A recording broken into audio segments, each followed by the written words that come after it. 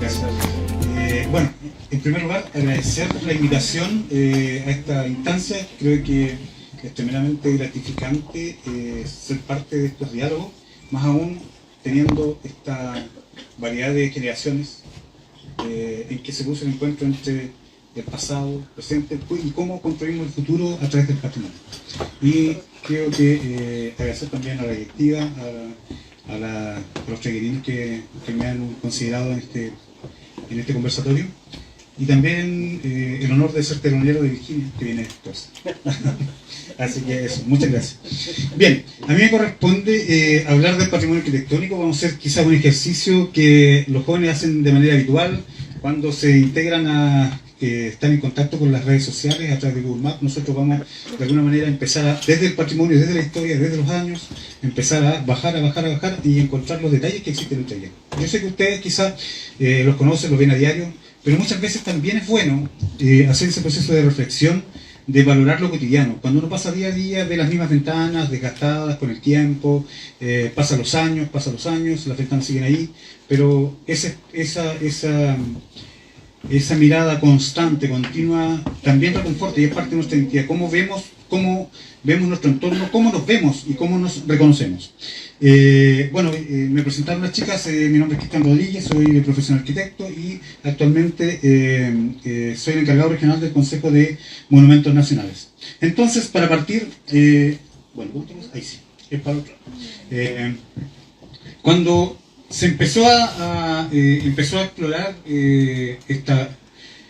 esta inquietud de carácter político para incorporar la Araucanía, obviamente el Estado de Chile tenía un gran problema, que de alguna manera no había continuidad territorial entre la zona central y el sur, estamos hablando del sur hacia el sur del Tortel, y eso impedía también cierto control.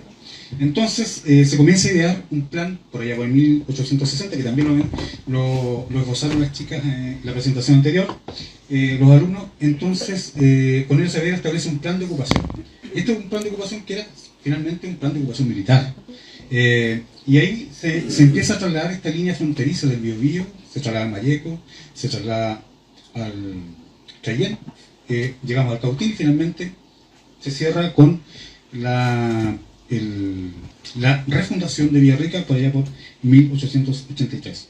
Entonces el Estado ya de alguna manera se empieza a integrar y obviamente eso permite que cierto tipo de concesión de carácter económico, social, y permite, pensando también en cierta homologación o equilibrio o disminuir esa brecha de desarrollo que se sustentaba tras la independencia, en que la Araucanía debía equiparar ese nivel de desarrollo que tenían otras zonas. Y para ello genera todo este plan de inmigración que había dado buenos resultados también en Valdivia y Yanquihue. Entonces se empieza a dividir administrativamente y vemos que el territorio, estamos hablando de esta zona, particularmente la provincia de Mayeco, se empieza a dividir en departamentos, departamento de Angol, Treguén, Coyipú y Marilón, que obviamente ubicaba todo el sector de Victoria, Curacautín y Luquimay, y empieza a aparecer el ferrocarril, se empieza a instalar el fuerte militar, la unidad militar, fuerte, unidad, regimiento, el poblado, y empieza un crecimiento explosivo, en que ya teníamos originalmente la unidad militar, el regimiento, pero finalmente todo esto termina casi en 400 manzanas entre ellas, para el año 1934. Este es un plano que seguramente más de alguien conoce, que es el plano de numeración de manzanas de la Asociación de Aseguradores de Chile. Por acá. Entonces, Chayén ya empieza a generar una impronta de carácter urbano, arquitectónico, en que se empiezan a distinguir los distintos sectores. Tenemos un sector más bien vinculado al ferrocarril, la parte norte, tenemos un sector industrial, unas pocas ciudades que ya desde su fundación, un par de años, tiene un sector industrial ubicado en las cercanías del río Chayén, porque la energía esencial era la hidráulica, por la cual funcionaban molinos, diversas industrias, Hani, entre otros, y también se ubica la unidad militar Regimiento Miraflores, y hay distintos puntos de conexión. Entonces determinamos que Treguén, por así decirlo, es una de las ciudades que tiene un crecimiento más explosivo, más rápido de la región de la Araucanía. Entonces empiezan a aparecer distintas casonas y vemos que en esta diversidad de expresiones, aparecen muchos detalles, una arquitectura mucho más fina. Y eso es producto también de este desarrollo, de este carácter arquitectónico, urbano arquitectónico y estilístico que desarrolló Traiguén con mucha, de manera muy profusa, por así decirlo. ¿Ya? Entonces, en ese sentido, vemos cuando parte de un estudio que nosotros realizamos, hay una arquitectura de Traiguén que tiene distintos componentes. Una arquitectura militar, una arquitectura de carácter religioso, estamos hablando iglesias y cementerios, funerarios, una arquitectura de carácter residencial, otra de carácter industrial, comercial, educacional, donde estamos hoy día, y finalmente una agrícola. Entonces, ustedes se podrán dar cuenta que Traiguén es una de las pocas comunas y ciudades que tiene 7 componentes o estilos o líneas de desarrollo arquitectónico. Partimos por la arquitectura militar, que obviamente en este proceso de modernización del ejército se cerraron diversas unidades. Una de ellas fue el regimiento Miraflores, que era muy característico por esta arquitectura en artillería, cuadras de 100 metros, de 80, 100 metros de largo, con corredores, con estos arcos de medio punto. Trabajaban en la artillería y que hoy día quedan estos testimonios aún presentes. Hoy día hay un proyecto que busca precisamente cortar este bello edificio, que a pesar de la precariedad, para mí por lo menos es bastante bello, esta secuencia de arcos que está ahí en esta calle, se me ayudan con el nombre de la calle, Gana, de destinar a construir aquí un cuartel de investigación y cortar este edificio. Nosotros, desde el Consejo de Monumentos Nacionales, estamos iniciando todas las acciones, justificaciones para impedir eso, que hay elementos paleontológicos, que hay elementos arqueológicos, que hay un valor arquitectónico, que hay un valor urbano, entre ellos también incorporando la justificación de los adoquines y investigaciones que debo de evaluar con el Ministerio de Desarrollo Social, cosa que podamos trasladar ese famoso cuartel a otro lugar y no destruir ni demoler esta construcción.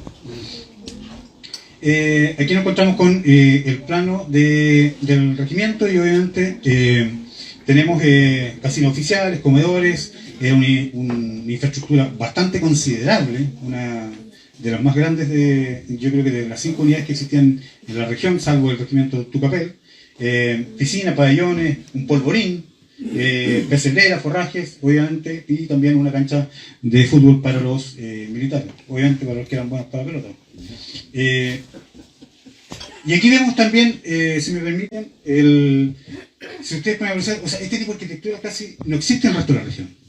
Imagínense, 80, 100 metros de una estructura de minería que no sufrió ningún daño. O sea, ¿cuántos terremotos hemos tenido? 39, 60, 85 en parte y el 2010. Y ahí están, se mantienen intactos. Y esta es la impronta que tuvo también parte de esta unidad militar. Un arco, las rejas, estas ventanas de madera y este arco rebajado de medio punto con la clave de construida en ladrillo. Entonces, esas fotografías son hace unos 8 o 10 años, las calles de adoquines, y esta parte de la imagen de Traiguén, una fachada continua, ya sea en madera, ya sea en albañilería. Aquí, esto es lo que buscarían demoler en esa propuesta que nosotros nos estamos poniendo de manera tajante. Y así seguimos. Entonces, tenemos aquí el casino también con esta misma impronta, cambiar quizás la disposición de las ventanas, tenemos las mismas tipos de puertas, la secuencia. También tuvo una sala de música, a lo mejor más de alguien la visitó, de la banda, en que obviamente está el ensayo de la banda, esta ya no existe, eran mucho más modernas, ventanas de madera, un tremendo escalón, donde se ensayaba y se guardaban parte de los instrumentos. Aquí fotografías que tomé cuando realizamos el libro que se llama 100 años de arquitectura militar, en la Araucanía. También tenemos la arquitectura religiosa de carácter funerario. Aquí está Milet, Gustavo Milet. Esta es antes del terremoto, parece. Sí, antes del terremoto. Ustedes pueden apreciar también la materialidad, el valor arquitectónico, estético, también la arquitectura religiosa, estas bóvedas de cañón corrido tan tan profusas, tan extensas, tan decoradas con esta iconografía religiosa. Y aquí vemos también que nos correspondió hacer los levantamientos arquitectónicos de esta iglesia. Aquí está el Sagrado Corazón, que está en el centro de la plaza, con su rosetón, los detalles de madera también, que tiene albañilería, el ladrillo, madera, ebanistería en madera, y esta torre tan característica y que está ubicada en el vértice de la plaza. Era muy común, generalmente en las ciudades de la Araucanía está el poder militar, el poder político y el poder religioso.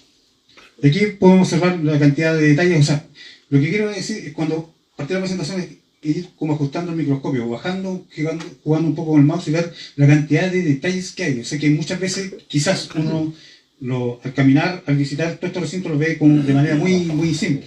Y aquí nos encontramos con que existen baldosas, el mismo mobiliario, la luz. Imagínense el juego de la luz, todo este tipo perdón.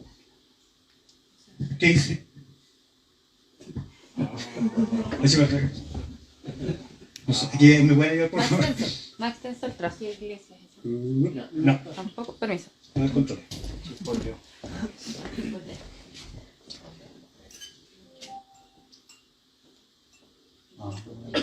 Ahí está.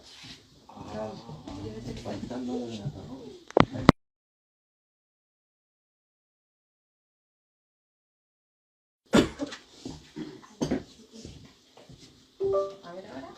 Ahí sí. Ya, me cambio para acá. Ya, disculpe. No, ya. Espero que no haya pasado nada. Entonces vemos que están estos detalles que hablábamos. También fíjense esta arquitectura neogótica. Neogótica que está presente en la torre, con esta mezcla de estilos. Ejemplo, si uno tuviera quizás con unos prismáticos, poder ver la cantidad de detalles que hay en la arquitectura de Chaquín es increíble. Bueno, vimos parte de la sepultura de Gustavo Milet. Aquí también la razón desde el punto de vista de plano, la razón arquitectónica. También la armonía que tiene este tipo de arquitectura funeraria. Si ustedes pueden apreciar, también esta es una elevación lateral. Tenemos también la planta, una suerte de como obelisco. También aquí mucha arquitectura funeraria de carácter protestante. Y eso yo creo que también es parte de la riqueza del cementerio de Treguén, que desde mi punto de vista es uno de los más bellos de la región. Y aquí nos encontramos con mausoleos de distintas familias tregueninas. Nosotros hicimos tiempo atrás el levantamiento de este tipo de sepultura, pensando que en esta fase modernista de este país muchas veces se destruye. Entonces tener como quizás un testimonio de lo valioso que fue, que permita analizar quizás que arquitectos en 30, 40 años más este tipo de expresiones. La vida en cementerios, toda esta riqueza de colores, de formas, de luces y sombras, detalles, que uno va visitando, va viendo. Esculturas, uno quizás al revisar después la fotografía, cuesta imaginarse que eso, al ir al cementerio, están ese tipo de detalles, muchas veces casi microscópicos. También nos encontramos con la arquitectura agrícola, que fue gran parte de la impronta de esta zona, el Granero de Chile, que también se habló anteriormente, que también recoge parte de la literatura de Luis Durán. Tenemos estos grandes asentamientos. Esta es la hacienda Chufquén, una casa patronal, con los distintos patios, escuelas, talleres, bodegas, entre otros. Nos encontramos con esta casona con un patio central en que antiguamente los carruajes llegaban hacia el interior. Un doble corredor, una galería de vidriera interior, un corredor exterior abierto hacia el jardín, que se observa en este croquis. Y así vamos viendo detalles, imágenes, esta suerte de zócalo que existe en gran parte de la arquitectura, las puertas de madera, de doble hoja, y el arco, que hay aquí, a diferencia, por ejemplo, del regimiento Miraflores, aquí es un arco de medio punto completo, no es rebajado. Y así vamos viendo que son grandes construcciones de una secuencia, un ritmo, que para nosotros arquitectos es bastante satisfactorio poder tener el placer y el gusto de poder recorrer y visitar este tipo de edificaciones. La hacienda de Quichamagüilla también, con su valor arquitectónico, todo este proceso de relación con la llegada al entorno, este patio de acceso. Galpones, aquí también hay algo bastante singular, este galpón del Fundoquino, que es un galpón construido enteramente en piedra, con teja... ¿cómo? Marsellesa, exactamente, de doble cubierta con un silo de estos silos prefabricados que se construían en hormigón. Y así nos damos cuenta que también, no solamente la arquitectura, sino también el paisaje va adquiriendo cierta importancia y bastante distinguido en Traiguén respecto a las otras comunas, las arboledas, las alamedas, entre otros. La arquitectura industrial bastante presente, que simboliza también a través de este ferrocarril eléctrico de Molino Bunster. Esta fotografía también del molino hoy día Stapum, que anterior a las remodelaciones que se han hecho hoy día, que han cambiado completamente la volumetría y su fachada. Tenemos también los planos de este molino, que aquí se aprecia también la conexión de este ferrocarril que conectaba la parte posterior hacia el regimiento con la estación. Las calles también, estas famosas calles adoquinadas que eran parte de la impronta de este lugar. Las estructuras de madera, que eran bastante simples: pilar, viga, diagonal, y estos elementos como como ménsulas o cosas que extendían también el arrastramiento de este tipo de estructura. Y obviamente un envigado ahí, y sobre eso el entablado de piso. O sea, no era más que eso, una estructura de madera. Sea vivienda, sea industria, sea molino, era ese el principio básico, ¿ya? También nos encontramos con la industria molinera. Estas fotografías que realizamos en el molino Stapum, que aún está en funcionamiento. Ustedes pueden apreciar la presencia del tiempo, como la harina, el trigo también fue como una suerte de vitrificado de la madera, y que también este juego de luces de los molinos que tenían como esta distribución de ventanas homogéneas que le daba cierta particularidad a la luz al interior con ese tipo de ventanas. Y aquí encontramos detalles que son fotografías que hemos ido realizando, que uno empieza a mirar de manera singular Traiguén y ve mucha riqueza, mucho valor estético, muchos detalles, que es bastante significativo estos contrastes entre la madera versus cómo se pintan estos pilares, este sistema de estructura de madera, barandas también. Y aquí nos encontramos también avanzando gran parte del siglo XIX, el tema de la fábrica de muebles Traiguén, que también fue un ícono dentro de la arquitectura industrial en el sur de Chile, creo yo, con esta expresión de una arquitectura mucho más racional, más limpia, que era parte de los preceptos que ya estaban instalados en Europa, pero independiente de eso, también por la significancia, por el significado que tuvo para la comunidad. O sea, cuánta gente trabajó ahí, hasta cerca de 300 trabajadores, quizás más, y se multiplicamos por 2, más su familia, más los hijos. Entonces el impacto de esta fábrica de muebles fue sin duda muy significativo dentro de la ciudad. Vean el tipo de cómo se resuelve estructuralmente la luz para poder trabajar bien y que esta luz fuera homogénea para desarrollar este tipo de productos. La arquitectura educacional, aquí me voy a centrar más bien en la arquitectura rural, en la Providencia. Este tipo de detalles, y sí vamos viendo que Traiguén perfectamente tiene una riqueza patrimonial que la quisiera quizá otra comuna de la región. Detalles, expresiones arquitectónicas bastante singulares. Muchas veces nosotros nos enfocamos en la zona central, en Chiloé, en el norte, en Magallanes, en otros lugares. Vemos de manera muy llamativa, con mucho interés, lo externo, pero también reconozcamos el valor de lo propio, de lo que tenemos aquí a mano. Una arquitectura muy particular de luces y sombras, en que existe un elemento bastante característico que lo vamos a ver aquí en la planta. Estas construcciones muy austeras, como galpón, que tenían un corredor en el acceso y una galería hacia el norte para impedir el tema del paso de la lluvia, una galería vidriada que obviamente le da una impronta, y podemos apreciar también parte de los planos de este establecimiento educacional. Y eso hacia el norte, con estas suertes de lucarnas, torres que le dan cierta característica y bastante inusual. Y aquí podemos ver, o sea, es una construcción, un galpón a 2 aguas, con ventanas a ambos lados de carácter simétrico, una ventana en la mansarda, y esa es parte de la imagen de esta arquitectura de carácter suizo, muy austera, pero que tiene una respuesta a las condiciones sociales de aquella época.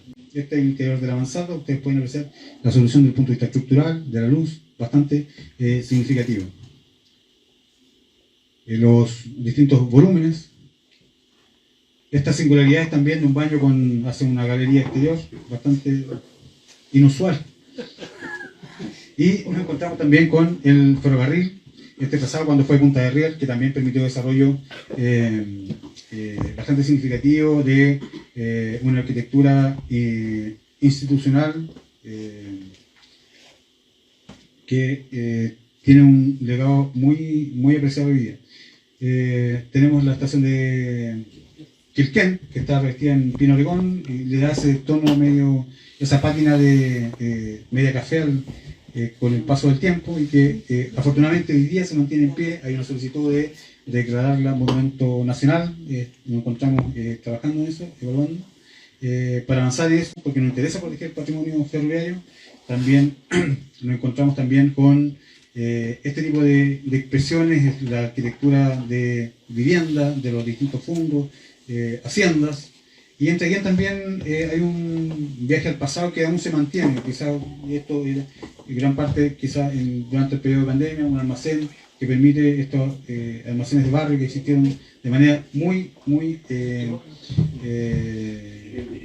abundante en diversas ciudades de la Araucanía, y nos encontramos con esta vida de una ciudad que no pierde esa calidad de pueblo, de paso lento, de lograr apreciar, en que la gente se saluda, en que de alguna manera podemos estar espacio suficiente para aún apreciar gran parte de la arquitectura, los detalles, esta variedad que existen con distintos póstigos, cornisas sobre relieves ejecutados en madera, que eran muy propios del hormigón, pero aquí se realizan en madera. Eso ocurre solamente en Taiyén. También este tipo de arquitectura, vemos aquí también quizás con mayor detalle, sí, esta vivienda aquí, Cani. Y así nos vamos encontrando en este viaje por distintos sectores de Taiyén. Aquí detalles que encontramos en el interior, el mismo teatro con sus luminarias que, a pesar del paso del tiempo, aún se logra encender, y es un poco lo que nosotros debemos hacer.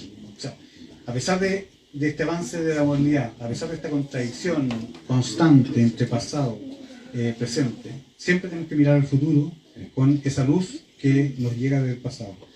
A través de esta imagen, que terminamos mi presentación, en el fondo era un recorrido por Taiyén, el vernos, reconocernos, y no mirar hacia el sur, no mirar hacia el norte, miremos hacia el horizonte, y el horizonte somos cada uno de nosotros reflejados en el legado cultural que hemos visto recién.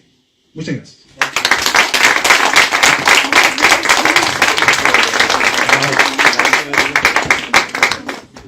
Muchas gracias, don Cristian. Es maravilloso aprender el valor del patrimonio arquitectónico y cultural de Taiyén.